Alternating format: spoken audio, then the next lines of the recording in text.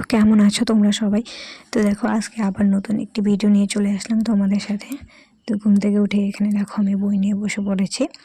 আর পড়াগুলো তো তাড়াতাড়ি কমপ্লিট করতে হবে, কারণ আমার অনেক পড়া জমে আছে, এখনও ক্লাসও বাকি আছে অনেকগুলো। আর আমার পাশাপাশি দেখো এদিকে বনুকেও আমি একটু পড়া দেখিয়ে দিচ্ছি। আর দেখো বনুর পরীক্ষার রুটিনও দিয়ে দিয়েছে। এরপর পড়াশোনা শেষ করে দেখো আমি একটু চুলটা আঁচড়ে নিচ্ছি। আর চুলের যা অবস্থা হয়েছে এখন, মাথায় এত পরিমাণে খুশকি, আর তার পাশাপাশি দেখো এতটা পরিমাণে চুল উঠছে। তো তোমাদেরও কি এই সমস্যা থাকলে আমাকে একটু জানাবে যে কি করলে এই সমস্যাটা দূর হবে। প্রচুর পরিমাণে আমার চুল উঠছে, চুলের অবস্থা তো দেখতেই পাচ্ছ তোমরা, কি আর বলি।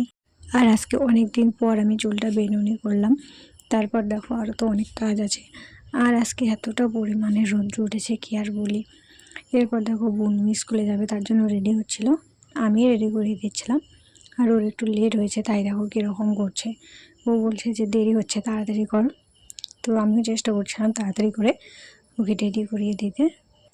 আমি যখন ছোটো ছিলাম আমিও এরকম করতাম, একটু দেরি হলেই একদম তাড়াহুড়া লেগে যেত যে কখন স্কুলে যাব, স্কুলে মানে স্যার এসে পড়েছে, ও এখন ছোটো আছে তো তাই এরকম করছে। তারপর ওকে জলের বোতলটা দিয়ে দিলাম, ওটা ও ভুলে যাচ্ছিলো।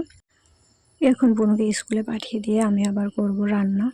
তো এই যে ও এখন যাচ্ছে স্কুলে, ওর স্কুল বাড়ির পাশে, তাই ওকে দিয়ে আসতে হয় না, ও একাই যেতে পারে। তো এই যে যাচ্ছে এখন। দুপুরবেলা সমস্ত কাজ করে আমি একটু ঘুমিয়েছিলাম। তারপর ছিল এই যে বিকেলবেলা টিউশন তো এসে পড়েছে ওরা ছাত্রগুলো। আজকে কেউ আসেনি, শুধু একজন এসেছে, তাই ওকে একটু পড়িয়ে দিলাম। বেশি কিছু আর ভিডিওতে শেয়ার করতে পারছি না এখন, আমাকে ভিডিও করিয়ে দেওয়ার মতো কেউ নেই।